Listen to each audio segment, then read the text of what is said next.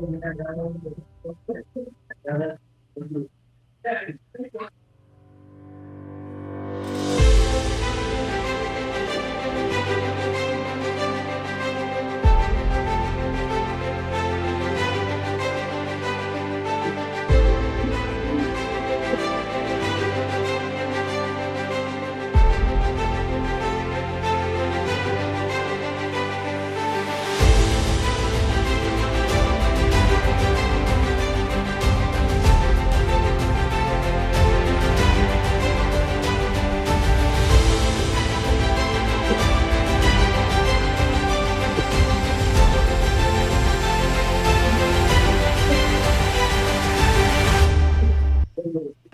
question is, are you ready?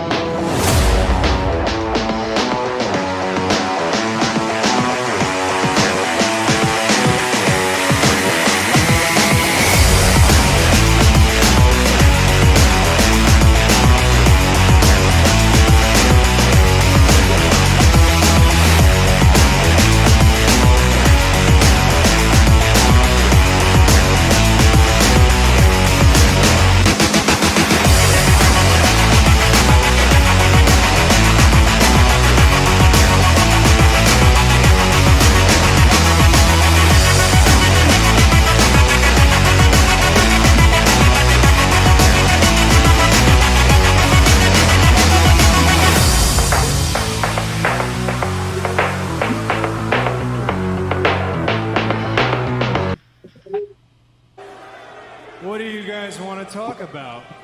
Let me talk to you. Yeah. Throwdown Nation, what is going on? We are live on a Wednesday evening. It is June 17th, 2026. We are rolling on Instagram, YouTube, Twitter/X, Facebook, and Twitch.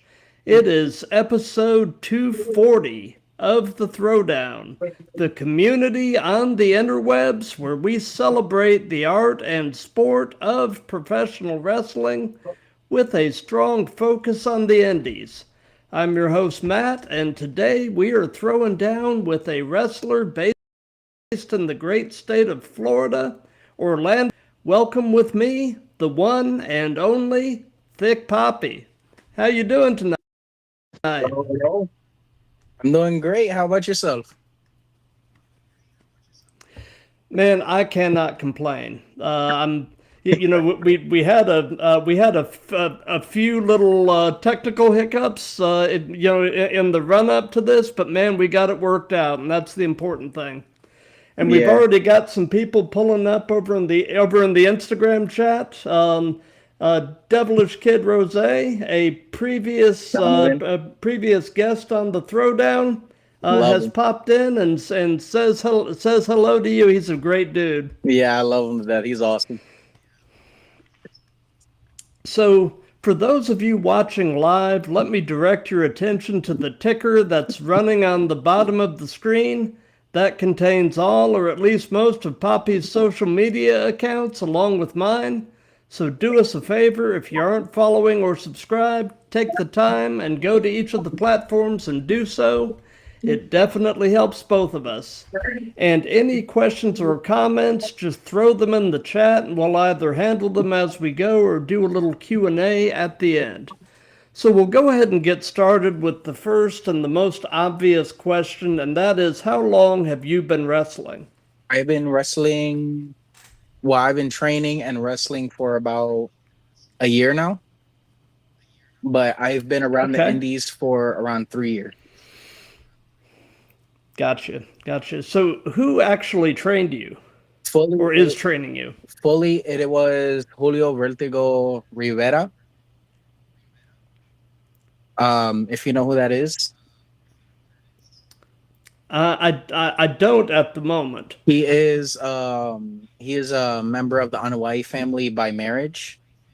He is one of the members of Life, which is a group that I'm in currently.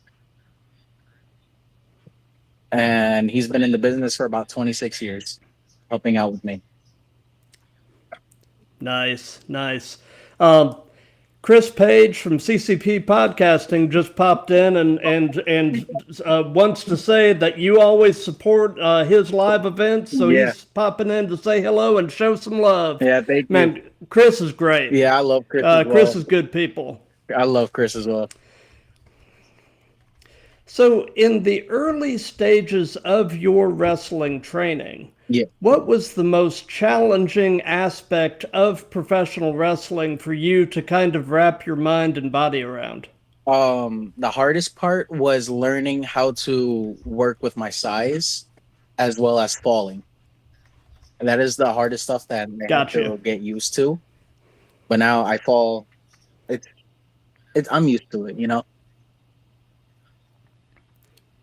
Gotcha. So when you came to professional wrestling, did you have any previous athletic or other combat sports background? Had you done other sports or other types of martial arts or anything like that before? Yeah, I've done a little bit of boxing as well as football. I played about 3 years in football. Gotcha. What position did you play in football? I played in O-line, an offensive line. Nice, nice. So I'm presuming that you've been at least a fan of professional wrestling the majority of your life. Is that pretty accurate? Yeah, since I was a kid over in Puerto Rico, I've always watched wrestling. Although nice. My mom, she doesn't like seeing it because she doesn't like the violence with it. Yeah, moms have a tendency to be that way. Yeah. So, what would you say is your earliest wrestling-related memory? I surprisingly found this out recently because my aunt, she sent me a photo of it when I was a kid. When I was in Puerto Rico, I went to my first wrestling event, which I believe it was IWA or World Wrestling Council. And I saw the picture and Vertigo was in that picture. And this had to be like 2007, 2008 that I saw that. Oh, wow. And I found this out recently, like after I've already trained with Vertigo, after I already teamed with him. Like, and I was like, wow, okay, that's kind of crazy. What a cool full circle type of moment, Yeah. though, to actually find that. Yeah. So you how recently did you come to Florida? I mean, how recently did you leave Puerto Rico to come to the U.S.? It had to be 10, I think about 11 years now that I've been here. Gotcha. So, where in Puerto Rico did you grow up? I grew up in a town called Naranjito, Puerto Rico, which is what we call over there like El Campo, which is like very foresty or like farm related. Gotcha. So, obviously the physical side of this is all extremely important. So tell us a bit about your gym routine, and in your mind, what is the most crucial exercise or group of exercises for you to keep in ring shape with? It has to be cardio and a lot of burpees and get-ups working with it. Gotcha. Because the quicker you can get up, the better a match can be. Oh, for sure. So away from wrestling, what are some of your other hobbies and interests? What do you like to do with whatever spare time you might have? My spare time, I do either video games or I work on cars. Like I specifically love working on antique cars. Oh, nice. Like restoration type stuff? Yeah. Nice. Like, what types of cars have you done restoration on? I've done one on a 1938 Ford pickup. Oh, I've how done cool. one on this one is around older than 25 years old, so it's technically an antique or a classic. It's a 1998 Mazda B4000. Um, I ended up picking that up out of a junkyard for around like $500, and that became my daily driver originally. Oh, nice. Very cool. Very cool. Yeah. So, we're mostly a wrestling related show, but we do dabble a little bit into pop culture, and I'm always looking for recommendations. So, by any chance, are you watching or listening to anything really cool right now? Actually, yeah. Um, I found this artist recently, which is mixing uh Puerto Rican like music with country. Really? Yeah. And it's honestly really, really like dope, really cool in the way that he's doing it. Who's the artist? His name is Cash Cortez. Cash Cortez. I will have to look him up. That really sounds intriguing. Yeah, he's done a song named Narcos, Si Me Muero, which that song is about like just representation.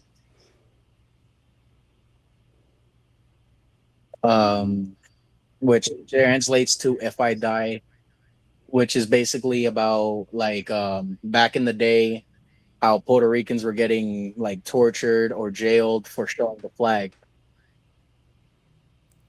And Gotcha. that's what that song is about. But it's very country in the way that he does his stuff. Gotcha. Well, I will definitely have to look him up. So Yeah. shout out to Cash Cortez. So another outside of wrestling question, and that is outside of wrestling, what person inspires you the most and why? Um, outside, Yeah. it would have to be my grandfather because he's the one that like I originally created my. He's the one that I based Thicc Papi off of because my grandfather he has a lot of awards from Puerto Rico on him doing salsa music, and Oh, he's been very doing it cool. for about over 50 years now. Very nice. So obviously a musician. Yeah. What instruments does he play? He plays anything that he uses in his band, like trumpets, the conga, the drums. He does cowbell, piano, xylophone. So you name it and he can play it. It sounds like. Yeah, yeah. Gotcha. So, as mentioned in the introduction, you're currently based in Orlando. What is your favorite thing about Orlando? How everything about Orlando is the drastic change from going like west to east or north to south. Because if you go like a little south, you get pretty much any kind of food around here. Like any food, any styles and shops of clothing. It's honestly just like all the cultures just mixed in down here. Gotcha. So, they say that the best wrestling personas are usually pretty much yourself turned up to 11. Yeah. So kind of tell us about in-ring Thicc Papi and kind of compare and contrast him with everyday you. There's not a lot different between me and Thicc Papi. It's just more or less of my accent changing with the story that I need to tell. Like all the goofiness that I do, that's me. all this stupid stuff that I could say on a mic or in a promo. That's me just going with it.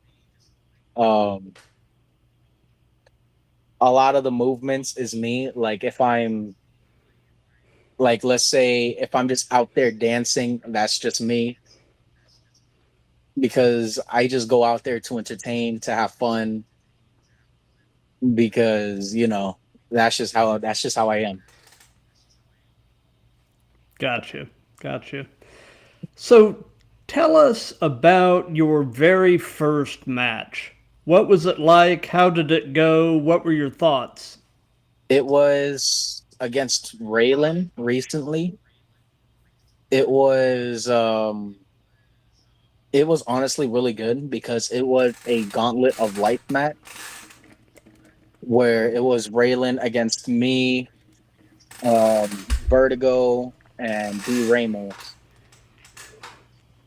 And I believe we went up to around 30 minutes in that match out of all of us. It felt honestly really good to go out there to entertain the spots that I did. For example, we got another student from Empire who he kind of looked like a smaller version of me. And Mm-hmm. instead of his name being Thicc Papi, we named him Slim Papi. I love it. And instead of like the Malta bottles that I normally come out with, like my big one that I actually have here, Mm-hmm. he came out with a protein shake and a bag of chips. Love Which, it.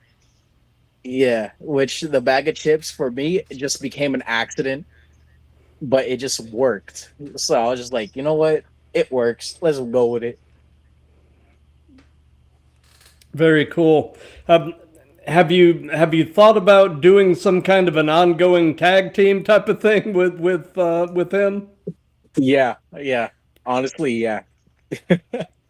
I like to be named like the Thick and Slim Connection or the evolution of the Poppy, Yeah. something to entertain like that with him or with like have you seen Chris Marvelous around? The name is ringing a bell. I can't place him, but I'm sure I've probably seen him. Yeah. Me and him we joked about it one time and the promoter of establishment really loves the name so much that he wants it to happen badly. We joked in a writers meeting where we just said let's just do me and Marvelous. Let's just name it Thick and Marvelous. Oh, I love it. And that's where like Thick and Marvelous came out and they're just pushing really hard to make that happen. Gotcha. I dig it. So, in the short time that you've been doing this, we've heard about your first match. Now, Yeah. what would you say is your favorite match that you've been a part of? The favorite one, it was the first one Mm-hmm. because of the story that we told and the lead up that came from that match. To Gotcha. recently, Raylan, he beat all three of us, but he recently just won the championship. And that was the build up for that. Because life, originally, it is originally me, Aries Perez, Vertigo, Ramos, and Elias Roman. And Gotcha. Elias was the executive champion. Vertigo and Ramos were the tag team champions. Aries just won the a world championship in Puerto Rico against Brian Kendrick. Um, but their life, we all dropped the titles. Um, and Elias, he lost the championship to Raylan. And that I love Raylan. I've known him for about a year and a half now. Great dude. and he deserves this title run, which is why I honestly really love that match. Gotcha. So, you mentioned that that growing up, your mom was not really fond of professional wrestling. Yeah. But at this point, what do your family and friend circle think about all of this? Um, my mom and my grandfather, they don't like it. They don't like what I'm doing. My girlfriend still gets very nervous. Um, my friends, they think it's really dope. Some call me a little crazy and stupid for doing it, but I'm like, I'm going out there and I'm having fun, you know? Yeah, But yeah, gotcha. half the people that I'm normally with, like my girlfriend, my family, they're like, please be careful. And I'm like, I try. Yeah. All you can do is just make the effort to get in the ring and out of the ring safely. And Yeah. yep. So, you've been doing this long enough that I'm sure you've probably developed a few of these. But what would you say is your biggest wrestling related pet peeve? When people make stuff like when people are too gentle.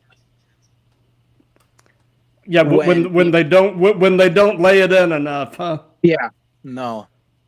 I had a match where the guy he was hitting me with a where we were doing a street fight and he wasn't hitting me with a chair hard enough. And I was on all fours and he hit me and I fell to the ground and I looked back at him. I was like, that was too soft. Hit me again. And I got back up. Same thing. It just felt like he tapped me with like Aper or whatever. And I was like, okay, yeah, I got you. And whenever I got him, I hit him a little harder than I should have. I apologize after. We're still cool. But I was like, lay it in with me, please. Because I'm used to getting hit hard. I'm used to feeling it. But if you're gentle, I I will get annoyed with it. I can definitely see that because I mean if you're doing that you've got to put at least enough stank on it for it to look good. I Yeah. mean, Yeah. so looking over at the Instagram chat, we've got a few more people rolling in. We've got Cool Rocket 29, Main Event Poncho Ish 7, and then Mhm. we've got Shannon D. Craich, actually with us from Wisconsin. Yeah. That's cool. Yep, What's going on, absolutely. yo? So, if you could only be one, would you rather be great in the ring or Mike? Great on the mic. Okay. Because I feel like nowadays a lot of people aren't putting in enough work onto the mic part of it. Because again, this is pretty much a soap opera with fighting. You have to be able to tell the story Yep. with mic work as well. I would rather be better on the mic because a lot of people remember more of mic segments like people like Enzo Amore with his mic work or Rock with his mic work back in the day, Stone Cold mic Yep. work. A lot of those people, Uh, a lot of their promos, MJF. I yeah, mean, MJF even, yeah. Maxwell, yeah. Max Caster with his freestyle raps coming out. Oh yeah. Um, a lot of those people, you remember them coming out talking with a mic, because there was, you never knew what they were going to say on the mic. Exactly. But with in-ring work, a lot of people work on doing that, but not a lot of people, in my sense, is working on the mic. Gotcha. So, in the short time that you've been doing this, have you had any unique or unusual encounters with fans? Yes. Okay, let's hear your story. What you got? Okay. Let's start with that street fight show. So I was heel in that, and I'm trying to leave the ring. I'm trying to sell. I'm Okay. trying to leave the ring. I'm trying to get to the back, get ready to get undressed, go home. And as I'm going to the ropes, as soon as I put my foot out, I look to the side and I see the other wrestler arguing with a fan. And I see the fan take off his shirt and look like he was going to go in the ring. And I'm just like, please just stop. On the door. I want to go home. I got an hour and a half drive back home. I want to go. I'm out. Please stop. And I'm so glad that another wrestler came in and stopped it. And I was like, thank you. And I was gone within 30 minutes. I took pictures of the fans, said was good to people. I did. But I was like, please, no fights. I don't feel like fighting anymore. Or there was a fan back at when I was helping out with CCW in Kissimmee, Mm-hmm. where he got extremely intoxicated and started putting his arm around my shoulder, trying to hit on women. And I had to tell him, I was like, I know you've been drinking, but chill out, you know? Yeah.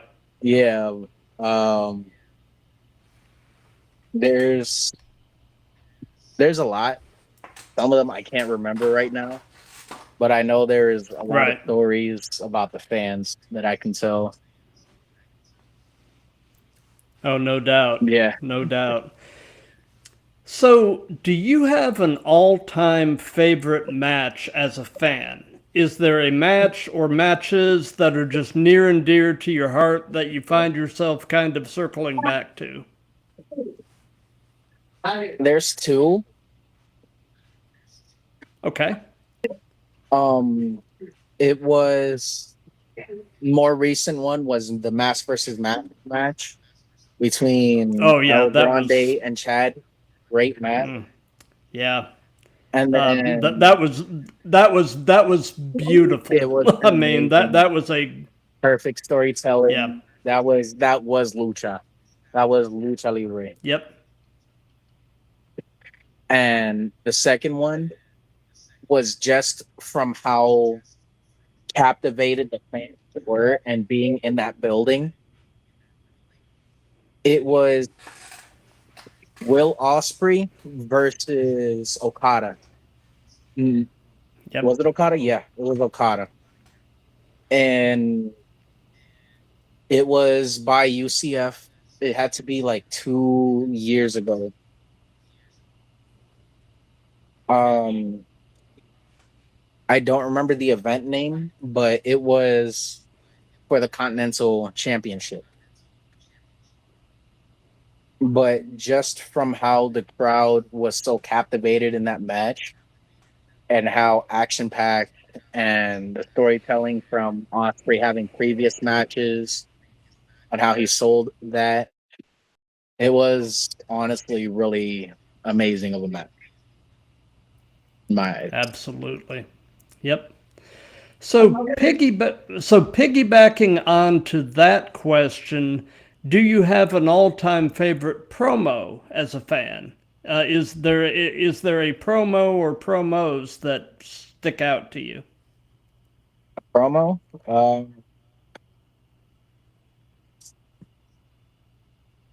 Let's go with. It had to be one of Kevin Owens' promos where he was honestly, you can tell that he was speaking more from the heart.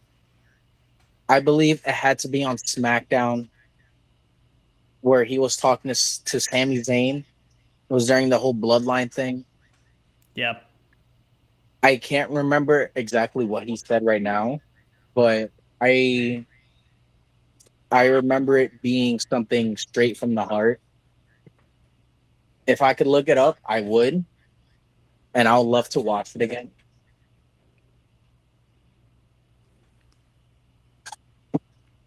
I'm sorry for those noises I hear in the background. That's currently Wilson Dyer getting thrown around. Oh, nice. Yep. Wilson's been on the show previously. Yeah. Yeah. He's a good dude. Yeah. He's currently getting thrown around and yelling. Nice. So, this is one of these questions that the answer can literally change moment to moment, hour to hour, day to day. But in your mind, at this very moment, in your opinion, who are the best male and best female wrestlers in the world? Who's the best man and who's the best woman at this moment? The man is El Grande, Ludwig. The current version, because of the way that he took a gimmick that was supposed to apparently drop him, and he became so beloved because he knew how to go with the culture, learn the culture, adapt to the culture, and absolutely turn that character around with it, especially in AAA. Yeah. And the best female as well would have to be Statlander, Chris Statlander. I won't argue that. Yeah. She is right now. She is definitely doing the best work of her career. Yeah, I've been watching her since her Creative Pro days. Oh yeah, back when she was in the Shook Crew with like Bobby Orlando, Max Caster, Bryce Donovan, back over in Jersey. Back in those days, like I remember those. I remember that, watching it live on YouTube. I've been watching her since then. Yeah. Yep. So, and this can be present day or past. Who would be a dream opponent? Who would you love to have the opportunity to share a ring with? New Jack. New Jack, huh? New Jack, yeah. Because to me, growing up in Puerto Rico, we love our hardcore stuff. Yeah. We absolutely adore it.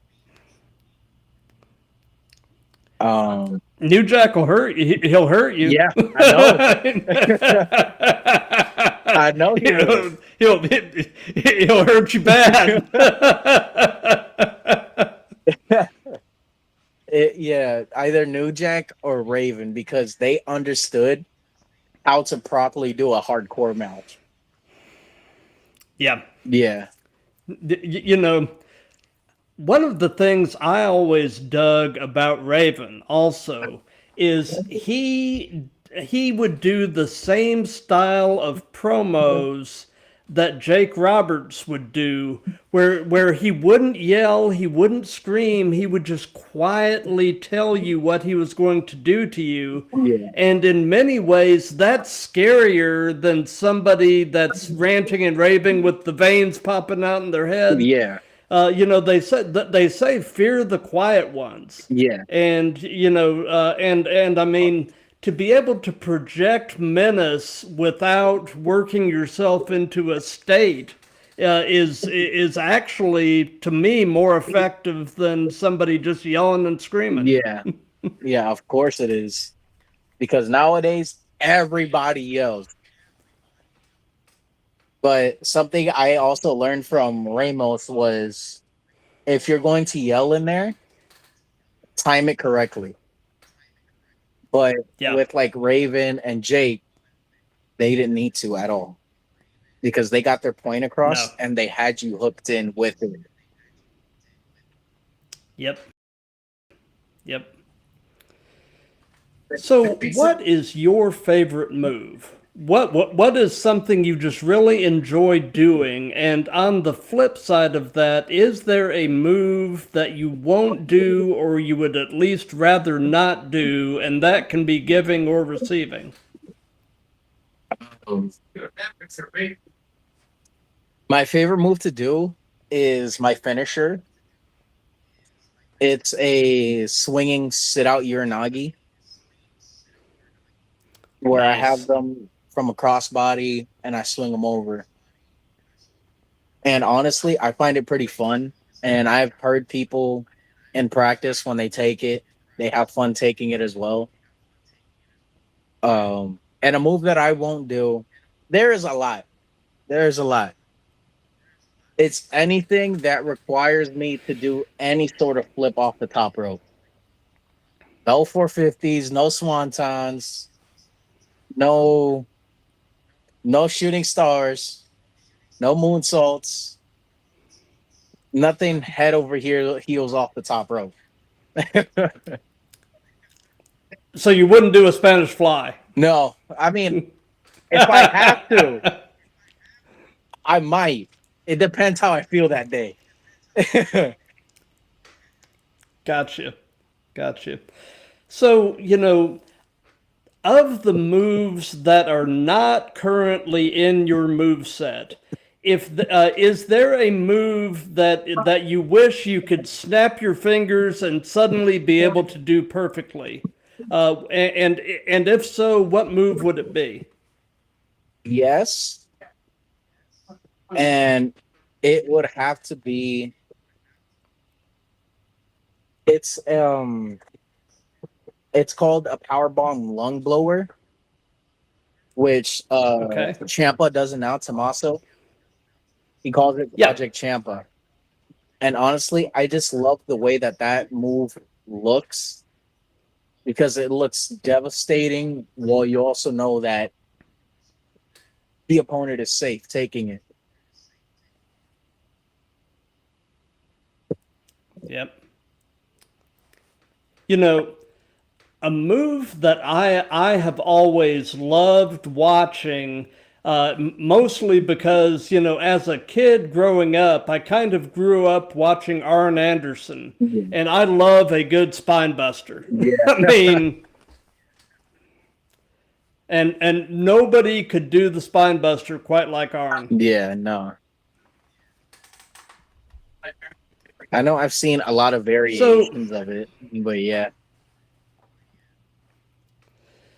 So, you haven't been doing this that long and you're still a comparatively pretty young guy, so this may not really apply all that much, but I'll ask you, what hurts right now, if anything? My back. My back and my neck right Your now. back. Gotcha. So, in the short time you've been doing this, what is the worst bump you have taken?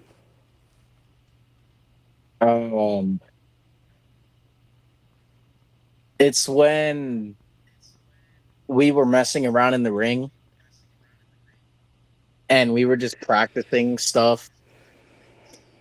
I know I was in there with another person, And I decided to say, this is why I don't do it. This is why I would never do it. I decided to mess around and try a swanton bomb. And when I hit the mat, oh my God, I realized two things. I'm too heavy to do it. And gravity and weight do not mix. No.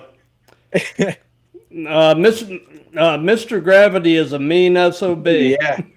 I realized that I was on the mat just going, yeah, never again. I'm good.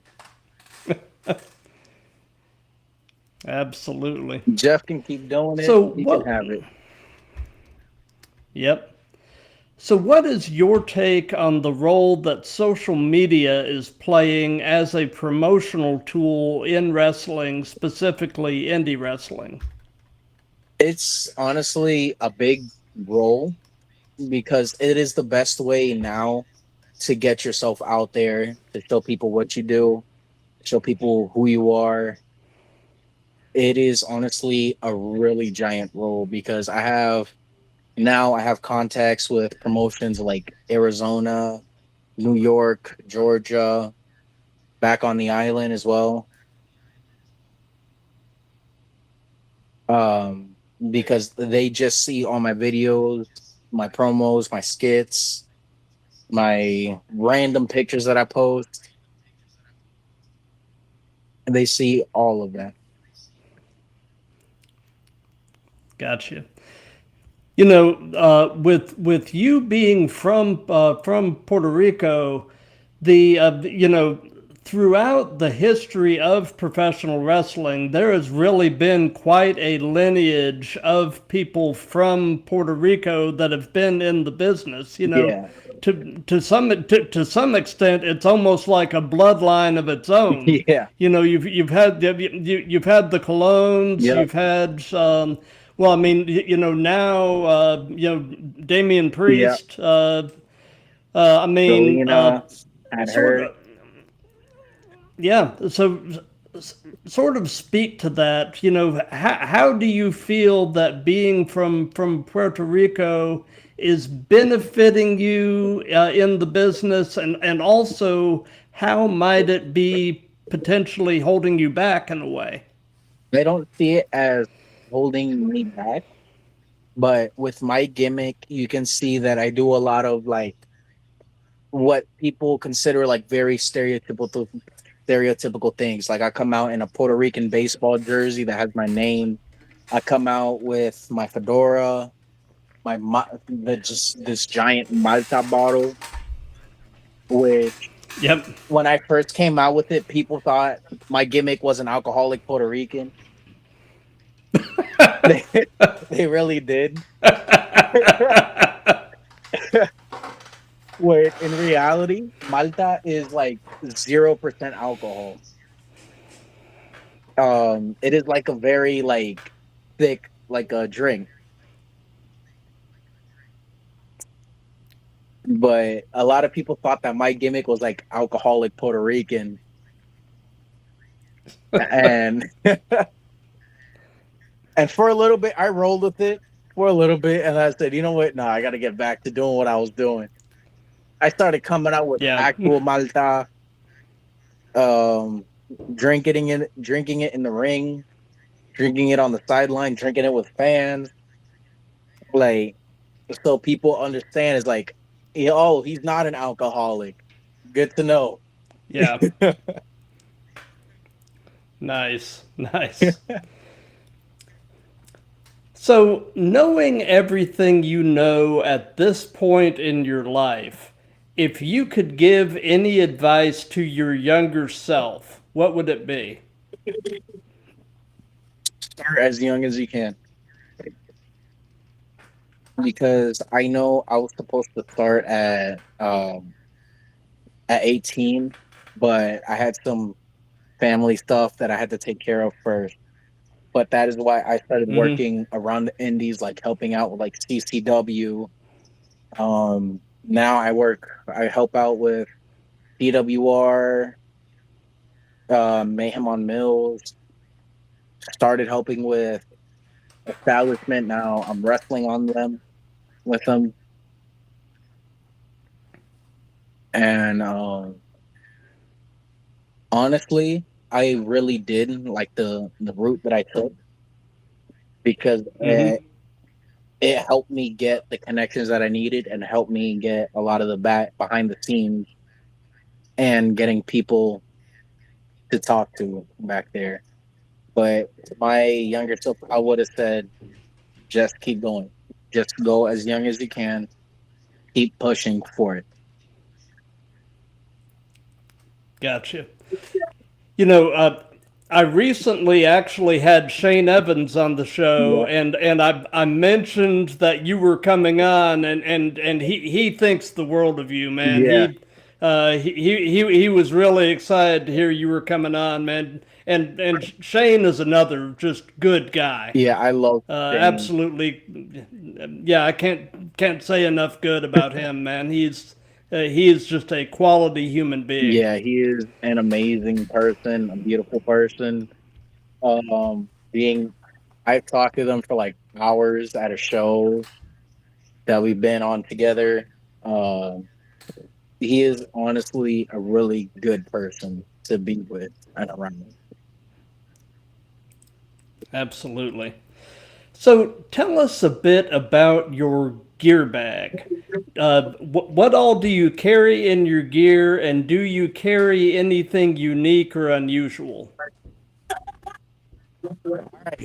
I bring okay. Where hold on here with me. I bring my two Okay, shirts, which is this shirt and the original Thicc Papi shirt. I bring three jerseys. So depending on which shirt and which pants I choose, I bring both pairs of pants that I use. Which one of them is like just a custom set of joggers that just say Thicc Papi across the crotch. And the other pair of pants is a pair of jeans that I use that I cut holes in and I put fabric, painted, and honestly, I just made it mine just from a pair of pants that I got at a store, and two pairs of shoes, depending how my ankles feel that day. I bring gotcha, either a pair of wrestling shoes, like actual wrestling, and a pair of pumps, like Reebok pumps. gotcha. And on top of that, the So do final you thing I have put. Oh, sorry. Yeah, the final thing that I put in there, I always stop at a store and I get a 6-pack of Malta and I put that in my gear bag. nice? So, do you have any pre show traditions? Any things that you try to do consistently before you walk through the curtain? Um, let's see. It is mostly me just like if I'm behind the curtain, I'm stretching and I'm just completely quiet. I'm quiet. I close my eyes and I just wait for my music to hit or my cue. But before that, it's always in the back, still not eating until I finish because you know the rule. Yep, And I just drink like one or two maltas before I even go out there. gotcha. So, something that we've done in all of these that's just been kind of fun is we've let the current guest ask a question for the next guest. So, my previous guest was a wrestler actually based right here in Georgia. He's actually not a wrestler, he's a commentator. Goes by the name Scene Nick. And the question that he posed is, besides potentially being signed at some point, what is your motivation to keep going in wrestling? to show the representation I had that I had trouble seeing on like WWE TV growing up. Just to be that representation for, let's say, another Puerto Rican kid thinking about coming in, showing them that, Gotcha. you know, that you can, no matter the size. Love it. Love it. So, since this is part of a series, do you have a question you would like to ask for the next guest? Yeah. Let's go with, what you got? What is your funnest memory of working in wrestling?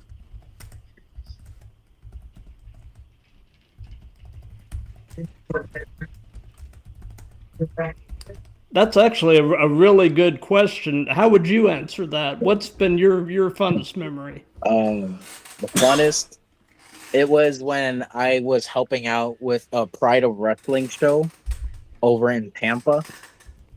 I wrote in with a photographer. He goes by the name on Instagram of Distracted by Wrestling. Love him to death. And it was at some country festival, something like that. And from the we're out there handing out flyers to all the guests to invite them to the show. And they asked some of the wrestlers, if you want to go out there, if you want to go out, you can be in gear if you're not wearing leather and all that. And there's a wrestler. I'm not gonna say his name because I don't know if he's embarrassed by this or not. But he is a very like muscular, like very proud of all his muscles. Mm-hmm. And another wrestler that his gimmick is the king of Florida. And from afar, I see the big, like shirtless, muscular wrestler talking to an older lady. And I see him just look absolutely just destroyed. And the lady just right off in her scooter. And I'm there just like, what happened to him? I was like, I'll find out later. And then we all get back to call time. After handing it out, he still looks like absolutely destroyed. And the wrestler that was with him was laughing. And then he tells us what happened. That he was asking the lady if she wanted to take a photo with him, but she told him to F off. Wow. And he still looked like completely destroyed. Like he talks like if Stone Cold and the Ultimate Warrior were mixed. So I just hear like, man, it sucks. Just him looking down all sweaty, shirtless, looking sad from that moment. And I was just laughing because I was like, he just got humbled. Good to know. Yeah. Absolutely. Good stuff. Yeah. So we're pretty much at the end of things at this point. So do you have any upcoming shows or anything at all that you want to give some hype to? I'm not really booked for anything right now, but there is a show I'm going to be at. It is in the 18th of next month. It is the Establishment Wrestling. I don't even know the show name of it yet, but it's going to be live on YouTube. It's going to be live in person here in Castleberry.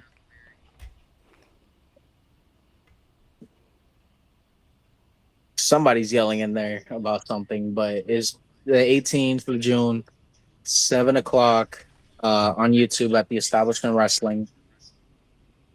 I know there's some big stuff planned, and I might get used. I don't know yet. I'll find out closer to the date. But we're going to see. Gotcha. Well, as far as what we've got coming up on the Throwdown, this coming Monday, June 22nd, 6 p.m. Eastern. So a special earlier start time, which is 3 p.m. Pacific time. We've got episode 241, and our guest is a Southern California-based pro wrestling superfan, Wendy Mendez. Apparently, if there is an indie show in Southern California, you can pretty much count on Wendy being there. So I'm definitely excited to talk to her and find out her story and hear some of her stories of being a long-term indie wrestling fan. And then next Tuesday, the 23rd, 7 p.m. Eastern Time, episode 242, and our guest is pro wrestler Matthew DeLuna, otherwise known as MDL. And actually, at this point, I am booked through the month of July and starting to take bookings in August. So I've kind of hit on. I stay booked generally about 6 weeks out. So it's that is sort of proven to kind of be the sweet spot in all of this. But man, I want to thank you for your time. This has been a lot of fun, and I absolutely love doing this show. I've met some of the coolest people doing this, and it's completely just a labor of love. So before we wrap all of this up, do you have any final words? I love the journey that I've been on, y'all. I love the fans. I love interacting with everybody. Thank you guys so much for making this possible. For, I would say little old me, but my whole thing is I'm big. So my big old self. Just have fun in life, y'all. Do what makes you happy. Absolutely. Wise words. And for those of you that have been watching this live, thank you. For those of you that'll be seeing this on replays and such, thank you for that.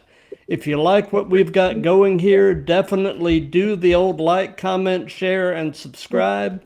And until Monday at 6 p.m. Eastern, which is 3 p.m. Pacific, with Wendy Mendez, be good to each other, love each other, and let's keep throwing down.